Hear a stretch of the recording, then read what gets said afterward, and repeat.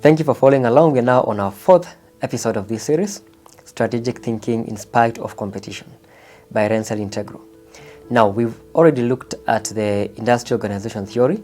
We've looked at the Porter's 5 forces. We've looked by Michael Porter in 1980s, specifically 1980. We've looked at J. Barney's resource-based view in 1991. So now we're looking at a slice of that resource-based view, which is a knowledge-based view. And actually I want to start with a story. So this morning, I happened to pass through a restaurant, a very tiny restaurant, and then I ordered for tea and very tasty accompaniments. So they were very tasty, so I asked, okay, what do you put in this tea? So the waiter was like, you know what, I can't tell you what I put because I need you to come back to this restaurant. Basically, if she shares what she puts in her tea that makes it unique, her thinking is that I will not come back because I can make it myself from home, right? So, of course, that's business thinking anyway. So I was like, you know, it's actually very, very good because that highlights the theory of this session, which is knowledge-based view. So knowledge-based view is a slice of resource-based view, whereby scholars like Robert Grant in 1996 discovered that in as much as all resources are important and they actually contribute to competitive advantage, as said by J. Barney, knowledge is more important because knowledge, they looked at it as the one resource that cannot be taken away from a farm. So protecting your knowledge is equals to protecting your competitive advantage, all right?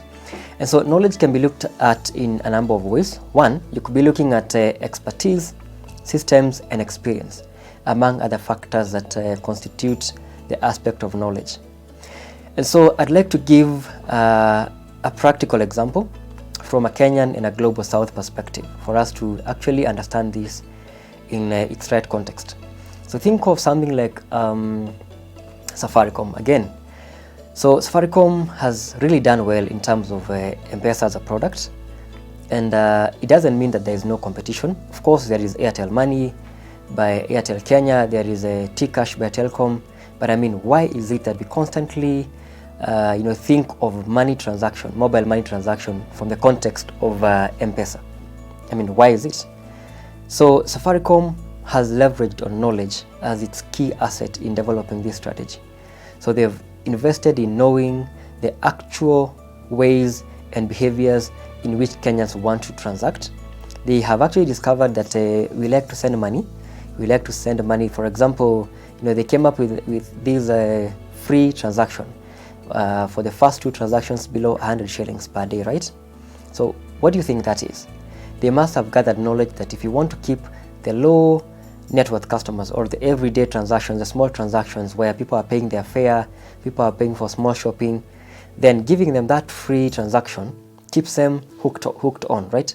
So they capitalized on knowledge as an asset to keep on having a competitive advantage.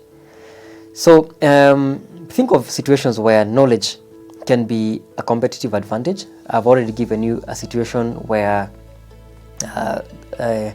the waiter did not tell me the resources they have. Also think of what happens with Coca-Cola, who have not shared to date the ingredients of their secret formula to make that Coca-Cola drink. That resource, that knowledge becomes a unique asset to the company, and it's not transferable, or rather cannot be easily stolen. However, there is a key limitation in that theory, in the sense that if you actually take knowledge as your only source of competitive advantage, then you stand a risk of being replaced or made irrelevant if someone who possesses that knowledge is transferred or is stolen, is poached by a competitor, or leaves, or even begins to start their own competition. And that's what I mean, farm. That's why you'll find most employers will not allow their employees to have a side hustle that is in line with their day-to-day activity. All right, I hope it's clear enough. See you again in the next episode.